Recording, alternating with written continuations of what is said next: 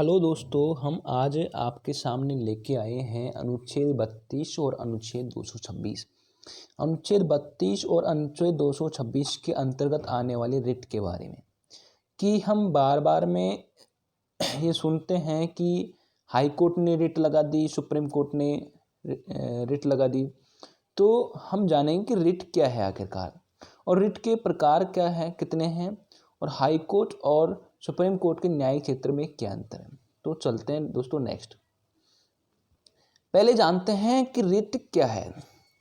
अनुच्छेद 32 के अंतर्गत ये रिट जो लगाई जाती है ये सुप्रीम कोर्ट में लगाई जाती है, और जो हाई कोर्ट में रिट लगाई जाती है वो अनुच्छेद 226 के अंतर्गत लगाई जाती है। 1950 से पहले कलकत्ता, मुंबई, मद्रास हाई कोर्ट में रिट लगाई गई। और रिट का एक कहने का मतलब ये है, रिट का शाब्दिक अर्थ जो है वो है विशेषाधिकार। मतलब कि विशेषाधिकार, रिट का जो अर्थ है वो है विशेषाधिकार। नेक्स्ट चलते हैं दोस्तों। अब सुप्रीम कोर्ट का रिट संबंधित न्यायिक क्षेत्र और हाई कोर्ट से कैसे अलग है। कहने का मतलब सुप्रीम कोर्ट में रिट के जो न्यायिक अधिकार हैं वो हाई कोर्ट के न्यायिक अधिकार से कैसे अलग हैं। तो दोस्तों सुप्रीम कोर्ट सिर्फ मूल अधिकारों से संबंधित है। सुप्रीम कोर्ट सिर्फ मूल अधिकारों से संबंधित है, जबकि हाई कोर्ट किसी अन्य उद्देश्य को लेकर भी है। नेक्स्ट चलते हैं दोस्तों। सुप्रीम कोर्ट किसी एक व्यक्ति या सरकार के खिलाफ रिट लगा सकता है, जबकि जो हाई कोर्ट है सिर्फ संबंधित राज्य के व्यक्ति या राज्य के खिलाफ ही रिट जारी कर सकता है। और जो सुप्रीम कोर्ट जो है अनुच्छेद 32 के अनुसार उपचार मूल अधिकार इसमें प्राप्त है, और रिट जो अनुच्छेद 32 के अनुसार ही लगा सकता है। जबकि जो हाई कोर्ट है अनुच्छेद 226 के अंतर्गत उपचार विवेकानुसार ही अनुच्छेद 226 के अंतर्गत ही रिट जारी करेगा। एक जो इम्पोर्टेंट बात बताई है इसमें यह है कि सुप्रीम कोर्ट का मतलब ये, सुप्रीम कोर्ट जो है पूरे भारत देश के अंतर्गत किसी भी गवर्नमेंट के अंतर्गत, किसी भी राज्य की सरकार को या फिर सेंटर की सरकार को या फिर कोई भी गवर्नमेंट के अंतर्गत आता हो उस रिट जारी कर सकता है।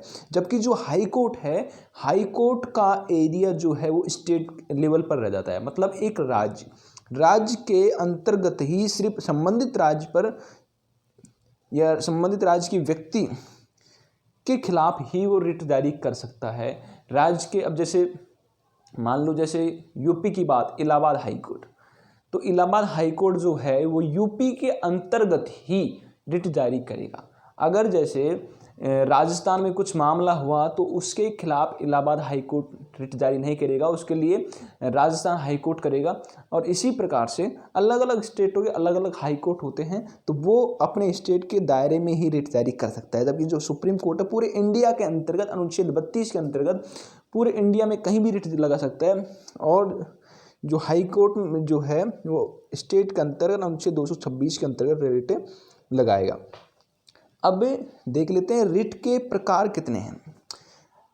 रिट के 5 प्रकार हैं।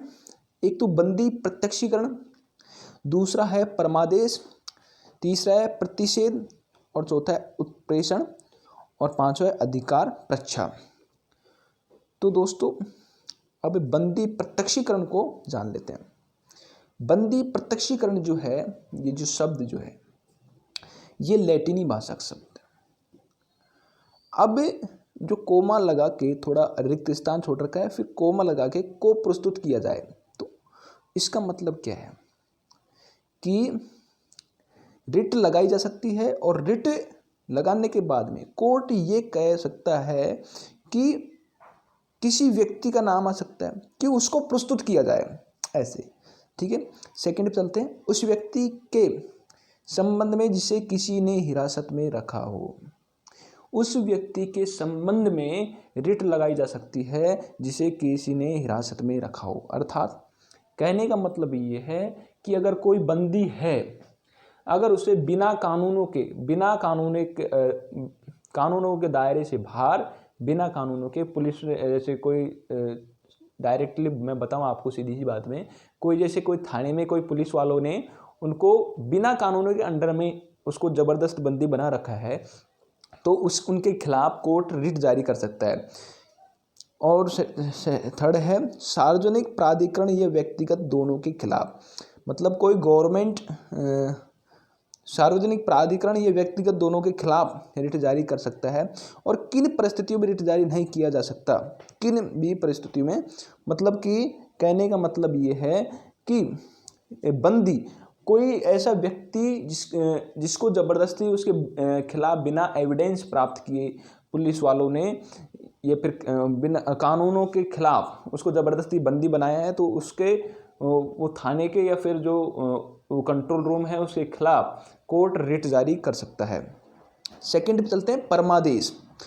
परमादेश का जो शाब्दिक अर्थ है वो है कि हम आदेश देते हैं, हम आदेश देते हैं। तो इसका मतलब ये है कि कोर्ट आदेश देता है। और न्यायालय का सार्वजनिक अधिकार पर नियंत्रण है, न्यायालय का सार्वजनिक जो पब्लिक अधिकारियों पर नियंत्रण है। सार्वजनिक इकाई जैसे निगम, अधीनस्थ न्यायालयों, प्राधिकरणों या राज्य सरकार के खिलाफ परमादेश किसे जारी नहीं किया जा सकता। मतलब परमादेश का जो शाब्दिक अर्थ बताया है वो ये बताया है कि हम आदेश देते हैं, मतलब कि कोर्ट आदेश दे सकता है, कोर्ट आदेश दे सकता है। और जैसे कोई स्टेट लेवल पे कोई हाई कोर्ट है, अब हाई कोर्ट के अंतर्गत डिस्ट्रिक्ट कोर्ट आते हैं। अब डिस्ट्रिक्ट कोर्ट में अगर कोई मामला है तो हाई कोर्ट आदेश दे सकता है कि वो मामले को यहाँ से यहाँ ट्रांसफ़र किया जाए। ठीक है, नेक्स्ट चलते हैं प्रतिषेध। तो प्रतिषेध का डायरेक्टली अर्थ ये हो गया कि रोकना, मतलब अवरोध। ठीक है, प्रतिषेध का अर्थ है रोकना, मतलब अवरोध या फिर निषेध। ठीक है, अब सुनो, उच्च न्यायालय द्वारा अधीन इस न्यायालय को किसी काम को करने से रोकना, मतलब उच्च न्यायालय द्वारा उसके अंडर में जो भी न्यायालय आते हैं उनको जो कोई कार्य कर रहा उसको करने से रोक सकता है। परमादेश और प्रतिषेध में अंतर, परमादेश और प्रतिषेध में अंतर इतना ही है कि परमादेश में कोई भी कानूनों को ट्रांसफ़र किया जा सकता है। अर्थात कहने का मतलब ये है कि जैसे कोई भी मामला है तो उसे चेंज किया जा सकता है, गवर्नमेंट वाला हो गया। और प्रतिषेध मतलब बिल्कुल रोकना, बिल्कुल रोक देंगे। प्रतिषेध सिर्फ न्यायिक प्राधिकरणों के खिलाफ है। जो प्रतिषेध है, अब ये ऊपर पूछ रहा था ना प्रतिषेध और परमादेश में अंतर क्या है, तो प्रतिषेध जो है वो केवल न्यायिक प्राधिकरण मतलब जो न्यायालय हैं उनके ही खिलाफ है।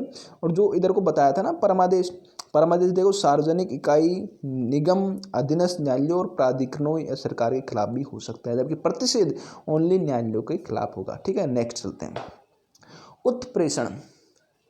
उत्प्रेषण का अर्थ है प्रमाणित होना या सूचना देना। उत्प्रेषण का अर्थ क्या है? प्रमाणित होना या सूचना देना।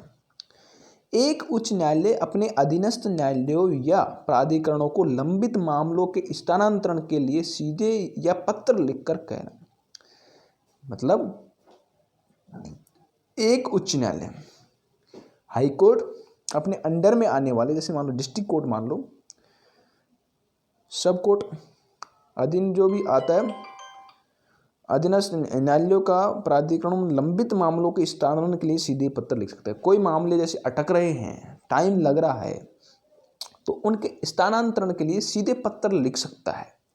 ठीक है, 1991 से पहले उत्प्रेषण। अब आ गया अधिकार प्रच्छा। तो अधिकार प्रच्छा का अर्थ है प्राधिकृत या वारंट के द्वारा, वारंट के द्वारा, मतलब कोर्ट जो है वो वारंट निकालेगा जिसके बोलते हैं प्राधिकृत। ठीक है, अब नेक्स्ट पढ़ते हैं। न्यायालय किसी व्यक्ति के सार्वजनिक कार्यालय में दायर अपने दावे की जांच के लिए जारी करता है। भाई न्यायालय किसी व्यक्ति के सार्वजनिक कार्यालय में दायर अपने दावे, अपना दावा दायर कर रहा है कि इसमें ये हो सकता है, तो उसकी जांच भी करवा सकता है वो उसके खिलाफ रिट जारी करके, ठीक है। अन्य 4 रिटों से हटकर इसे किसी भी इच्छुक व्यक्ति द्वारा जारी किया जा सकता है, न कि पीड़ित व्यक्ति द्वारा। कहने का मतलब ये है, जैसे कोई व्यक्ति पीड़ित है, ठीक है, और कहने का मतलब कोई व्यक्ति की इच्छा है कि जैसे ये गवर्नमेंट कार्यालय है तो इसकी जांच की जाए, इसमें कुछ मामला लग रहा है, तो वो वारंट जारी कर सकता है, चेक कर सकते हैं और अपने दावा जो है उसकी जांच कर सकते हैं, ठीक है। अब नेक्स्ट चलते हैं, ठीक है।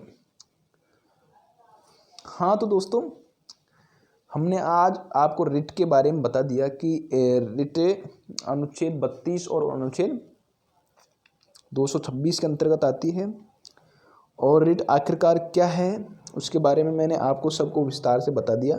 तो दोस्तों, अगर आपको वीडियो अच्छा लगा है तो लाइक कीजिए, और नेक्स्ट आते हैं जल्दी ही आपको नए वीडियो लेके।